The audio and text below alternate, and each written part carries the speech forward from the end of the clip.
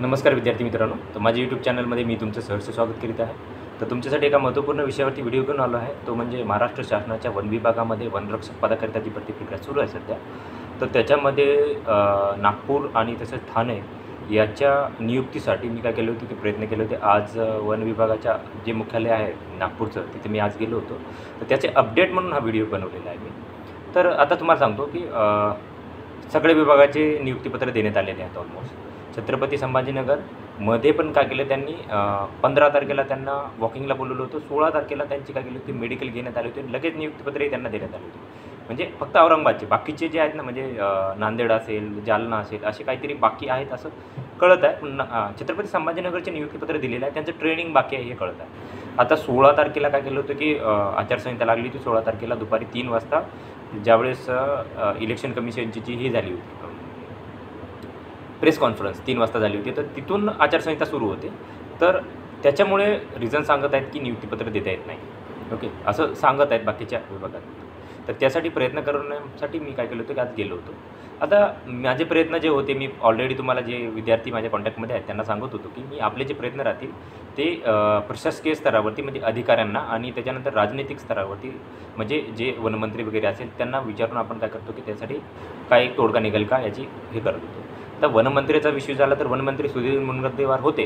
आता काय केलं की त्यांना लोकसभेच्या चंद्रपूरमधून तिकीट भेटल्यामुळे काय झालेलं आहे की त्यांनी वनमंत्री पदाचा राजीनामा आहे की काय, आता वेबसाईटवरून त्यांचं नाव वगैरे सगळं हटवलेलं आहे. लक्षात घ्या, नाव वगैरे काय केलं हटवलेलं आहे. तर नवीन चार्ज कोणाकडे आहे हे माहिती नाही, त्यामुळे काय आपण थांबलो होतो. त्याच्यानंतर दुसरी गोष्ट अशी होती की का थांबलो होतो, तर ती म्हणजे की बाकीचे विभाग काय करत आहेत सध्या, बाकीचे विभाग काय करत आहेत तर त्याची माहिती घेण्यासाठी मी काय केलं थांबलो होतो. आता ऑलमोस्ट काय केलेलं आहे बघा, तलाठी भरतीमध्ये काही विभाग जिल्हे आहेत, जिल्ह्यामध्ये तर त्यांनी काय केलेलं आहे की विद्यार्थ्यांना नियुक्ती द्या असे काय केले की पत्र काय केले की राज्य सरकारकडून काय केले की इलेक्शन कमिशनला पाठवलेले आहे. त्याच्यानंतर दुसरं पाहिलं तर पनवेल महानगरपालिकेनेही तसंच पत्र पाठवलेलं आहे.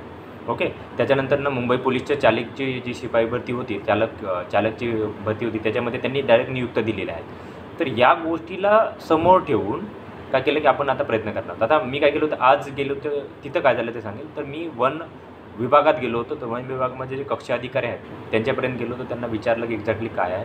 त्यांना मुद्दा सांगितला मी की मेडिकल आणि नियुक्ती ही आचारसंहितेमध्ये देण्यात यावी. तर त्यांनी असे म्हणे की मेडिकल आम्ही घेऊ शकतो, नियुक्ती ही आचारसंहितेमध्ये देता येत नाही असं त्यांना सांगितलं मला. तर मी त्यांना रिझन सांगितलं. त्याच्यानंतर मी त्यांना सांगितलं की सर ॲक्च्युली बाकीचे विभाग जे आहे त्यांनी काय केलं की आचारसंहितेमध्ये त्यांनी नियुक्ती दिलेली आहे काही यांनी.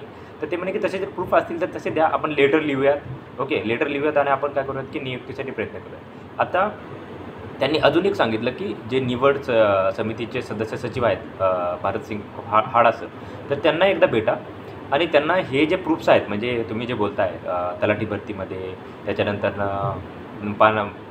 पनवेल महानगरपालिकेमध्ये असतील, याचे प्रूफ काय करा तुम्ही सोबत लावून एक अर्ज करा त्यांना.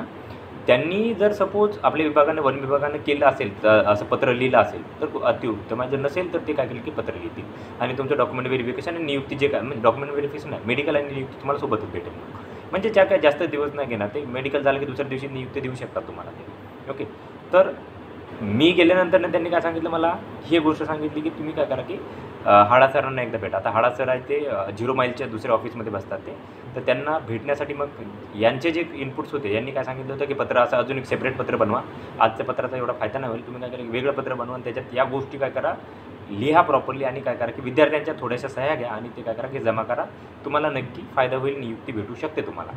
ओके, तर हे त्यांचं म्हणणं होतं. तर आत्ता मी आज काय केलं दिवसभर ऑलमोस्ट त्याच्यातच गेला माझा की ह्या सगळ्या गोष्टीची माहिती काढता तर उद्या किंवा परवा मी काय करेल की विद्यार्थ्यांचे कॉन्टॅक्ट करेल आणि काय करेल की विभागाला जाईल आणि तिथे हे पत्र देईल आणि त्यांना विनंती करेल की मेडिकल आणि नियुक्ती आहे ती लवकरात लवकर घ्यावी विद्यार्थ्यांची आणि विद्यार्थ्यांना जॉईन करून द्या. आता हे मोहीम जी आहे ती मी सुरुवात केली तर एंड पण मीच करणार या उद्देशाने मी काय करतो की काम करतो तुमच्यासाठी आणि मी तुमच्यासाठी शेवटपर्यंत काम करणार.